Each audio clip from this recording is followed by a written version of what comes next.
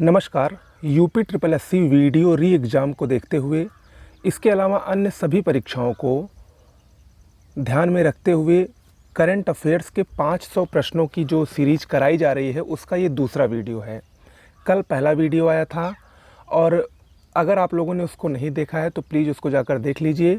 और दूसरी बात ये कि लोग पूछ रहे थे कि इसमें कहाँ से कब तक कवर किया गया है, तो मैं आपको थोड़ा सा बता देना चाहता हूँ कि ये जो करंट अफेयर्स के 500 प्रश्न हैं वो आपको मई 2022 से लेकर मई 2023 तक के जो अति महत्वपूर्ण घटनाएं इस बीच घटी हैं उनसे संबंधित ये 500 प्रश्न हैं।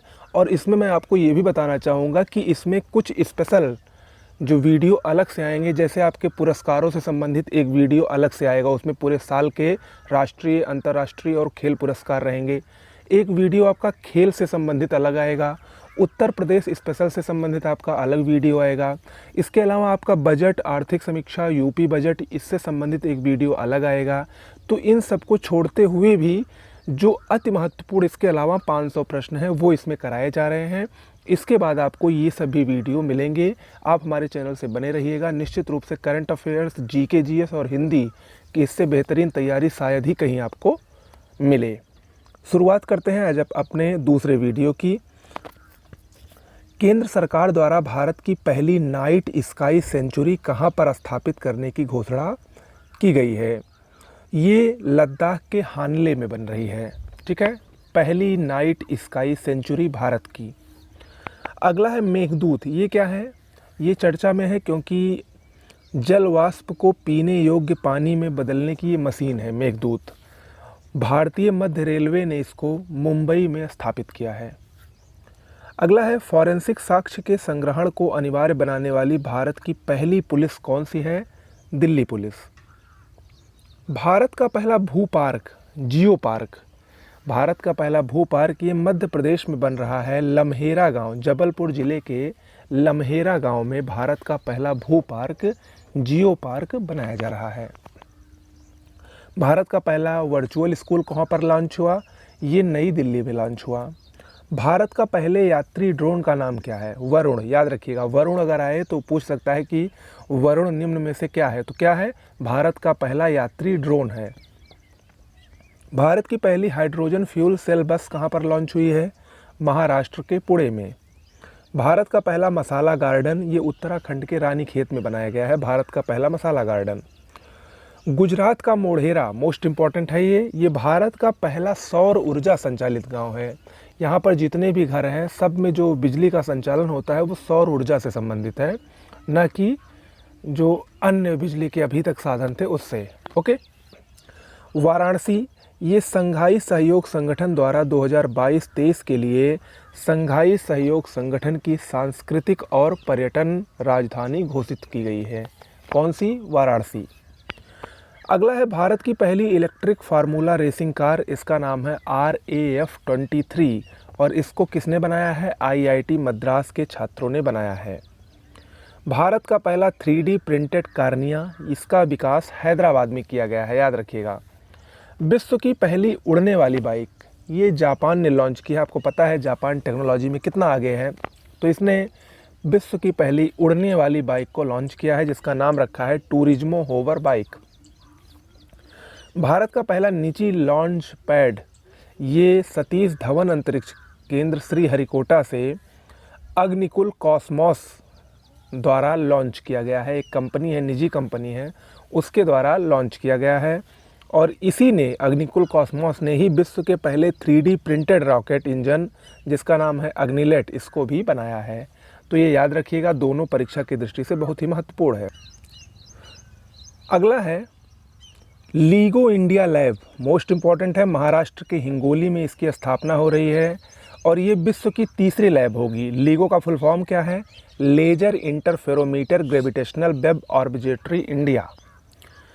हिमाचल प्रदेश की कांगड़ा चाय हाल ही में काफ़ी चर्चा में रही क्योंकि इसको यूरोपीय आयोग द्वारा GI टैग मिला है। याद रखिएगा, ये भारतीय GI टैग नहीं है, ये यूरोपीय आयोग द्वारा प्रमाणित एक GI टैग है जो कि हिमाचल प्रदेश की कांगड़ा चाय को मिला है। एक रिपोर्ट आई है, इंडिया ब्रांड इक्विटी की रिपोर्ट आई है, उसमें बताया गया है कि भारत 2026 तक, वर्ष याद रखिएगा, भारत 2026 तक विश्व का दूसरा सबसे बड़ा सौर ऊर्जा उत्पादक देश बन जाएगा। 2030 तक भारत की सौर क्षमता 50 गीगावाट संभावित है, ऐसा इस रिपोर्ट में बताया गया है। ओके, अगली खबर है 2023 के विश्व के महानतम स्थानों की टाइम पत्रिका, जो कि बहुत ही प्रतिष्ठित अमेरिकी पत्रिका है, उसके द्वारा सूची जारी की गई है। और उसमें जो टॉप 50 की सूची है, उसमें भारत के 2 स्थानों को भी इस विश्व के महानतम स्थानों की सूची में शामिल किया गया है। इसमें पहला है लद्दाख, जिसको इस रैंकिंग में 31वां स्थान मिला है, और दूसरा है मयूरभंज, जो कि उड़ीसा में स्थित है, इसको इस रैंकिंग में 32वां स्थान मिला है। दोनों को किसके लिए चुना गया है? लद्दाख को अपने अल्पाइन परिदृश्य और बौद्ध संस्कृति के लिए चुना गया है, जबकि मयूरभंज में काले बाघ बहुत ही लोकप्रिय हैं और ये दुर्लभ भी हैं, तो उसके लिए मयूरभंज को शामिल किया गया है। ओके, जबकि इस सूची में प्रथम स्थान किसको मिला है? अमेरिका के टम्पा को मिला है। ओके, उत्तराखंड के देवस्थल में एशिया के सबसे बड़े 4 मीटर लिक्विड मिरर टेलीस्कोप का उद्घाटन किया गया है। पूछ सकता है कहाँ पर? तो उत्तराखंड के देवस्थल में। भारत जापान ये वर्ष 2023 को टूरिज्म एक्सचेंज वर्ष के रूप में मना रहे हैं, और इसकी थीम इन्होंने रखी है connecting Himalayas with mount Fuji. Assam का चराई देव मैदान ये विश्व धरोहर के स्थल के रूप में नामित करने का इसको प्रस्ताव रखा गया है। तो पूछ सकता है कि चराई देव मैदान कहाँ पर स्थित है? असम में स्थित है। मध्य प्रदेश के कूनो नेशनल पार्क ये काफ़ी चर्चा में है, क्योंकि 17 फरवरी 2023 को यहाँ पर चीतों की दूसरी खेप आई। कहाँ से आई? दक्षिण अफ्रीका से आई। कितने चीते आए? 12 चीते आए। इससे पहले प्रधानमंत्री नरेंद्र मोदी जी के जन्मदिन पर 14 सितंबर 2022 को 8 चीते नामीबिया से आए थे। तो इस प्रकार कुल 20 चीते अभी तक बाहर से आ चुके हैं, जिसमें अभी हाल ही में आप लोगों ने सुना होगा कि कुछ चीतों की मौत हो गई है, कुछ चीतों ने जन्म भी दिया था बच्चों को, उनमें से भी कुछ की मौत हुई है। तो इस प्रकार से ये काफ़ी चर्चा में है। कूनो नेशनल पार्क कहाँ पर स्थित है? मध्य प्रदेश में स्थित है। अगला है उड़ीसा। ये भारत का पहला झुग्गी मुक्त राज्य बन गया है। जगा मिशन, इसके लिए एक स्पेशल मिशन चलाया जा रहा था झुग्गी मुक्त करने के लिए, जिसका नाम था जगा मिशन। उसी के तहत उड़ीसा को भारत का पहला झुग्गी मुक्त राज्य बन गया है, और जगा मिशन ने इसके लिए UN habitat world habitat award 2023 भी जीता है। अमृत उद्यान मोस्ट इम्पॉर्टेंट है। राष्ट्रपति भवन में अभी तक आप लोगों ने मुगल गार्डन का नाम सुना होगा, तो उसी का नाम बदलकर अब अमृत उद्यान रख दिया गया है। मुगल गार्डन के नाम को चेंज करके अमृत उद्यान रख दिया गया है। जम्मू कश्मीर का रियासी ज़िला काफ़ी चर्चा में है, क्योंकि यहाँ पर पहली बार भारत में लिथियम का भंडार मिला है, वो भी बहुत ही ज़्यादा 5.9 मिलियन टन लिथियम का भंडार मिला है। अब ये लिथियम क्या होता है? लिथियम क्यों उपयोगी है? देखिए, लिथियम का प्रयोग बैटरी बनाने में होता है, और वर्तमान में जितने भी मोबाइल्स वगैरह आ रही हैं, सब में जो बैटरी लगती है वो लिथियम आयन की ही लगती है, और ये काफ़ी ड्यूरेबल बैटरी होती हैं, और काफ़ी ज़्यादा इनकी क्षमता भी होती है। इसीलिए लिथियम इस समय काफ़ी महत्व रख रहा है, और भारत में जम्मू कश्मीर के रियासी ज़िले में इसका भंडार मिलना भारत के लिए बहुत ही अच्छी खबर है। लेक्सी ये क्या है? भारत का पहला चैट जीपीटी संचालित एआई चैटबॉट है। एआई मतलब आर्टिफिशियल इंटेलिजेंस चैटबॉट है, जिसको वेलोसिटी कंपनी ने लॉन्च किया है, और याद रखिएगा नाम क्या है? लेक्सी। अगला भारत संयुक्त राष्ट्र सामाजिक विकास आयोग यानी ECOSOC के 62वें सत्र का अध्यक्ष बना है। रुचिरा कंबोज इसके अध्यक्ष बनी है। दिल्ली मुंबई एक्सप्रेसवे ये भारत का सबसे लंबा एक्सप्रेसवे है, 1386 किलोमीटर लंबा है, 6 राज्यों से होकर गुजरेगा। इसका निर्माण कार्य वर्तमान में प्रगति पर है। भारत का सबसे लंबा रेलवे प्लेटफार्म, अभी तक आप लोगों ने सुना होगा कि गोरखपुर रेलवे प्लेटफार्म जो कि उत्तर प्रदेश में स्थित है, ये भारत का सबसे लंबा प्लेटफार्म है, लेकिन अब वो पुरानी बात हो गई, और भारत को उससे भी लंबा नया रेलवे प्लेटफार्म मिल गया है, जो कि कर्नाटक के धारवाड़ में सिद्धरूढ़ा हुबली स्टेशन पर बनाया गया है। इसकी लंबाई 1.5 किलोमीटर है। विश्व का पहला बांस क्रैश बैरियर ये कहाँ पर लगा है? महाराष्ट्र हाईवे पर, 200 मीटर लंबा है, और इसको एक स्पेशल नाम दिया गया है बाहुबली। ठीक है, बाहुबली से प्रेरित है, बाहुबली। हरियाणा के गोरखपुर में उत्तर भारत का पहला परमाणु संयंत्र लग रहा है, याद रखिएगा। देखिए, इससे पहले भी उत्तर भारत में अगर आप देखें तो उत्तर प्रदेश में ही है, नरोरा बुलंदशहर में, लेकिन उसके बावजूद भी सरकार कह रही है कि उत्तर भारत का जो पहला परमाणु संयंत्र होगा वो हरियाणा के गोरखपुर में रहेगा। ओके, तो आप लोग इसी को याद रखिएगा। भारत का पहला भूवैज्ञानिक उद्यान, अभी मैंने आपको बताया था, जियो पार्क, ये मध्य प्रदेश के जबलपुर के लम्हेटा या लम्हेरा गांव में बनाया जा रहा है। पश्चिम बंगाल का विश्व भारती विश्वविद्यालय, मोस्ट इम्पॉर्टेंट है, यूनेस्को द्वारा ये विश्व का पहला जीवित विरासत विश्वविद्यालय घोषित होगा। 1921 में इसकी स्थापना रविंद्रनाथ टैगोर ने की थी, याद रखिएगा। अगली खबर, भार ओएस, ये क्या है? भारत का पहला स्वदेशी मोबाइल ऑपरेटिंग सिस्टम है। भार ओएस, जैसे एंड्रॉयड होता है वैसे ही भारत ने अपना खुद का स्वदेशी मोबाइल ऑपरेटिंग सिस्टम विकसित किया है, जिसका नाम है भार ओएस, यानी भार से भारत, ओएस से ऑपरेटिंग सिस्टम। अगला, कर्नाटक का तुमकुरू, ये चर्चा में है क्योंकि यहाँ पर हिंदुस्तान एरोनॉटिक्स लिमिटेड यानी हाल द्वारा हेलीकॉप्टर निर्माण का कारखाना लगाया गया, जिसकी आधारशिला प्रधानमंत्री नरेंद्र मोदी जी ने अपने कर्नाटक दौरे पर रखी थी। भारत के 3 स्थल यूनेस्को की विश्व धरोहर स्थलों की अनंतिम सूची में शामिल हुए हैं। कौन कौन से स्थल हैं? सूर्य मंदिर और वडनगर, ये दोनों गुजरात में हैं, जबकि त्रिपुरा का उनाकोटी भी इस सूची में शामिल है। हिमालयी याक, इसको भारतीय खाद्य सुरक्षा मानक प्राधिकरण द्वारा खाद्य पशु के रूप में घोषित किया गया है, हिमालयी याक को। अगला है मिनिकॉय बीच और कदमत बीच, लक्षद्वीप में स्थित है, इसको ब्लू फ्लैग प्रमाण पत्र मिला है। यूनेस्को एशिया प्रशांत पुरस्कार, ये मुंबई के छत्रपति शिवाजी वास्तु संग्रहालय को दिया गया है। अगली खबर है स्वच्छ वायु सर्वेक्षण रिपोर्ट 2022। इसमें अलग अलग कैटेगरी में अलग अलग पुरस्कार मिले हैं, जैसे 10 लाख से अधिक आबादी में प्रथम स्थान उत्तर प्रदेश के लखनऊ को मिला है। 3 से 10 लाख श्रेणी में जनसंख्या में उत्तर प्रदेश के मुरादाबाद को प्रथम स्थान मिला है, जबकि 3 लाख से कम आबादी में मध्य प्रदेश के देवास को इस श्रेणी में प्रथम स्थान मिला है और ये पुरस्कार दिया गया है। अगला, world green city award 2022 Hyderabad को दिया गया है। भारत का पहला भारतीय जैविक डेटा केंद्र, ये हरियाणा के फरीदाबाद में स्थित है, अभी पीसीएस परीक्षा में आया था। विश्व की सबसे ऊंची शिव प्रतिमा, मोस्ट इम्पॉर्टेंट है ये, राजस्थान के नाथद्वारा में बनाई गई है, जिसका नाम है विश्वास स्वरूपम, और ये 369 फुट ऊंची है। विश्व की सबसे ऊंची प्रतिमा है ये। और किसकी प्रतिमा है? भगवान शंकर की प्रतिमा है। इसको नाम क्या दिया गया है? विश्वास स्वरूपम नाम दिया गया है। स्थित कहाँ पर है? राजस्थान के नाथद्वारा में स्थित है। Statue of dignity, most important है, अभी ये देख लीजिएगा, तीनों चारों बहुत ही महत्वपूर्ण है। स्टैचू ऑफ डिग्निटी ये अयोध्या में स्थापित की गई है, स्वामी रामानुजाचार्य की प्रतिमा है। स्टैचू ऑफ प्रॉस्पेरिटी, ये नाथ प्रभु कैंपागोडा की प्रतिमा है, बेंगलुरु में इसको स्थापित किया गया है, कर्नाटक के बेंगलुरु में 108 फीट ये ऊंची है।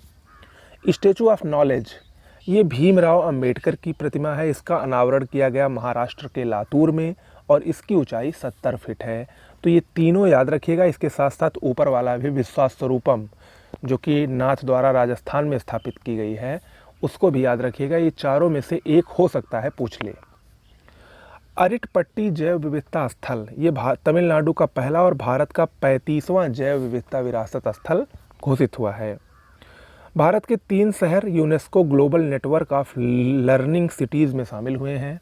कौन कौन से हैं? केरल के 2 शहर हैं, त्रिशूर और नीलांबुर, और तेलंगाना का वारंगल है। हैदराबाद यहाँ पर विश्व का सबसे बड़ा नवाचार केंद्र बन रहा है। गुजरात का लोथल, यहाँ पर राष्ट्रीय समुद्री विरासत परिषद की स्थापना की गई है। देखिए, भारत और बांग्लादेश के बीच में अभी हाल ही में कुछ समझौते हुए, जिसमें 2 समझौते बहुत ही महत्वपूर्ण हैं। पहला, रूपसा नदी पर पुल का उद्घाटन होगा, बांग्लादेश में है रूपसा नदी, और दूसरा है कुसियारा नदी के पानी को साझा करने पर भी समझौता हुआ। तो ये दोनों पूछ सकता है कि रूपसा नदी और कुसियारा नदी का संबंध कहाँ से है, तो बांग्लादेश से है। भारत में वर्तमान में कुल 75 रामसर स्थल हैं। ओके, अगली खबर है राष्ट्रीय परिवार स्वास्थ्य सर्वेक्षण से संबंधित, जिसमें बताया गया है कि भारत की वर्तमान में प्रजनन दर 2019 से 21 के दौरान 2 रही। शीर्ष राज्य जिनकी प्रजनन दर 2.1 से अधिक है वो कौन है? बिहार, जिसकी प्रजनन दर अभी भी 2.98 है। ATL सारथी, ये क्या है? ये नीति आयोग के अटल इनोवेशन मिशन द्वारा एक कार्यक्रम है जिसका नाम है ATL सारथी। इसके अंतर्गत 10,000 स्कूलों को अटल टिकरिंग लैब यानी ATL स्थापित करने के लिए वित्त पोषण दिया जाएगा। PM कुसुम योजना ये चर्चा में है क्योंकि सरकार ने इसकी अवधि को बढ़ा दिया है। 2026 तक अब ये योजना चलेगी, 2019 से ये प्रारंभ हुई थी। MDA अभियान, मास ड्रग एडमिनिस्ट्रेशन अभियान, ये फाइलेरिया नामक रोग से निपटने के लिए चलाया जा रहा है। युवा 2.0 योजना, ये शिक्षा मंत्रालय द्वारा 30 वर्ष से कम उम्र के युवा लेखकों के प्रोत्साहन के लिए इस योजना को लॉन्च किया गया है। PM श्री योजना मोस्ट इम्पॉर्टेंट है। 5 सितंबर 2022 को प्रधानमंत्री मोदी ने इसको लॉन्च किया। इसके अंतर्गत प्रत्येक ब्लॉक के 2 स्कूल अपग्रेड होंगे और पहले चरण में कुल 14,500 स्कूलों को अपग्रेड करने का निर्णय लिया गया है। स्माइल 75 ये क्या है? ये आजीविका और उद्यम के लिए हाशिए पर रहने वाले व्यक्तियों के लिए सामाजिक न्याय मंत्रालय द्वारा चलाया जा रहा कार्यक्रम है, जिसका नाम है स्माइल 75 या स्माइल 75। TB सोमनाथन समिति, ये NPS जो काफ़ी चर्चा में है, नेशनल पेंशन प्रणाली, इसकी समीक्षा के लिए एक समिति का गठन किया गया है जिसका नाम है TB सोमनाथन समिति। AM सप्रे समिति, ये हिंडनबर्ग मामले की जांच के लिए 6 सदस्यीय समिति है जिसको AM सप्रे अध्यक्षता में गठित की गई है। ओके। राधाकृष्णन समिति, उच्च शिक्षण संस्थानों के मूल्यांकन और प्रत्यायन को मजबूत करने के लिए इस समिति का गठन किया गया है। पेरू हाल ही में चर्चा में रहा, दक्षिण अमेरिकी देश है। यहाँ पर H5N1 वायरस के कारण 585 समुद्री शेर और 55,000 जंगली पक्षियों की मौत हो गई। H5N1 ये बर्ड फ्लू का वायरस है। जीलैंडिया, ये वैज्ञानिकों द्वारा खोजा गया एक लापता महाद्वीप है जो बताया जा रहा है कि दक्षिण प्रशांत महासागर में डूबा हुआ है। नेपाल का माउंट एवरेस्ट, यहाँ पर विश्व के सबसे ऊंचे मौसम स्टेशन की स्थापना की गई है। नागालैंड, ये चर्चा में है क्योंकि 119 वर्ष के बाद इसको दूसरा रेलवे स्टेशन मिला है। अभी तक यहाँ सिर्फ एक ही रेलवे स्टेशन था और अब इसको सोखुबी में 119 वर्ष के बाद दूसरा रेलवे स्टेशन मिला है। एलेस बालियात्स्की, ये चर्चा में है। पहली बात तो ये जान लीजिए कि इनको 2022 में नोबेल शांति पुरस्कार दिया गया है, बेलारूस से संबंधित हैं। चर्चा में इसलिए हैं क्योंकि सरकार ने इनको अभी हाल ही में 10 वर्ष की सज़ा सुनाई है। ओके। शिवा चौहान, ये विश्व के सबसे ऊंचे युद्ध क्षेत्र सियाचिन में तैनात होने वाली पहली महिला हैं। कौन? कैप्टन शिवा चौहान। ओके, तो आज के लिए इतना ही और ऐसे ही आपको अभी 3 वीडियो और मिलेंगे। उसके बाद पुरस्कार, खेल, नियुक्तियां, प्रमुख अभ्यास, यूपी स्पेशल, आर्थिकी से संबंधित बजट वगैरह सभी आपको अगले 7 से 8 दिनों में कंप्लीट मिल जाएंगे। तो इस तरीके से आपका पूरा करंट अफेयर्स तैयार हो जाएगा। साथ ही साथ आपको हिंदी के भी 3 से 4 वीडियो में पूरी हिंदी में कंप्लीट करवा दूंगा, जिसमें वर्ड पावर भी रहेगा और हिंदी ग्रामर भी रहेगा। तो इससे आपकी हिंदी भी तैयार हो जाएगी, पत्र लेखन भी रहेगा। तो इस तरीके से आपका लगभग सभी कंप्लीट हो जाएगा। बस आप लोग चैनल को सब्सक्राइब कर लें और ज़्यादा से ज़्यादा इस वीडियो को शेयर करते रहें। नमस्कार।